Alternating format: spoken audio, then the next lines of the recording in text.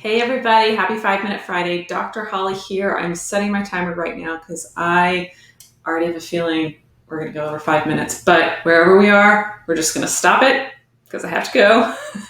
We may turn this into a series.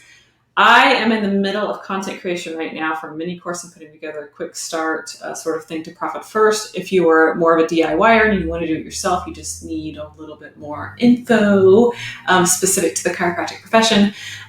So I've been in like ultra content creation mode this week. And so that's why I'm maybe a little long-winded today on this topic. But I want to talk about the worth of revenue. You may be thinking to yourself, where's she going with this?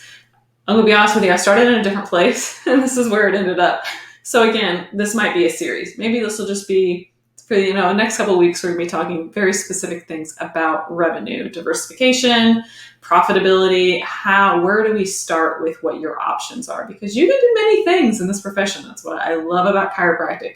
You can serve a very niche population of people. You can serve a very niche population of the types of conditions you see in your office, the settings you practice in, et cetera, et cetera. There are so many options, okay? But in a more general business sense, what are we thinking about revenue? So this is what I'm going to go through a little bit today and talking to you about this and the different categories you want to think about specifically when it comes to revenue. So first of all, just sort of doing an assessment of where you are with, if you've already opened a practice, what are your revenue streams? Or if you're thinking about opening a practice, thinking about the things that you want to build out, say in those first 5 or 10 years, what you want the vision of your practice to look like, right?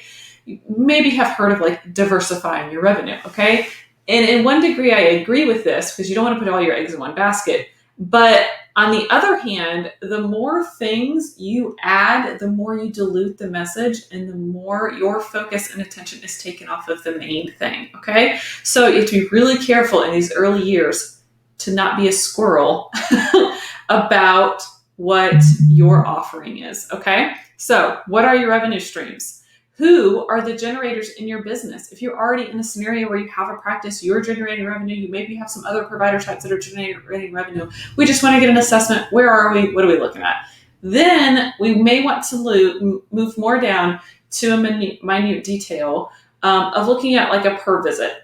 This is one of the numbers I really, really, really love to pull when I'm working with women in chiropractic and looking at the evaluation of their practice and trying to distill down the numbers to get us a per visit, because this number, what your average revenue per visit, can be mind-blowing if you've never looked at it before, but it impacts so much, because if you don't know what the number is, like that's the first point. You just have to know where you are, right? And then we have to know what factors are going to play into moving this number up or down, okay? And I have, in just a second, I'm going to show you a list of a lot of different factors that can impact that, okay? So if you have an insurance-based practice, you have a mix of payers, all those are going to be paying different things. We need to just get an average so we know informatively how we're moving forward and making decisions, okay?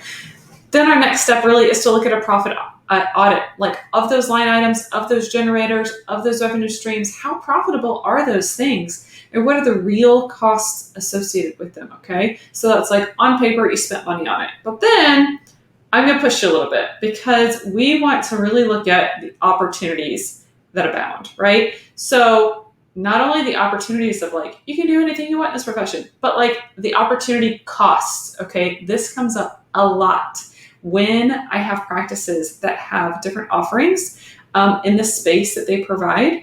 And we have to look at the opportunity cost of, if you were to take the business in this direction, what are you sacrificing?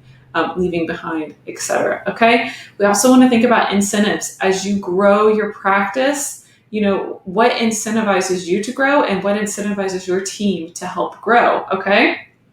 We also have to feed into the fact that we are not born CEOs, right? We have to have the accountability and support to get there and to continue to be there and to continue to grow in our practices. And then the next thing is like your community imprint. It's what I was talking about a second ago with visioning how you want to see your practice in 5 or 10 years and what impact you want to make on your community. So I know my timer's about to go off. This is just a little bit more detail. Let's just go ahead and say we're going to talk about this next week, and have a good weekend, everybody.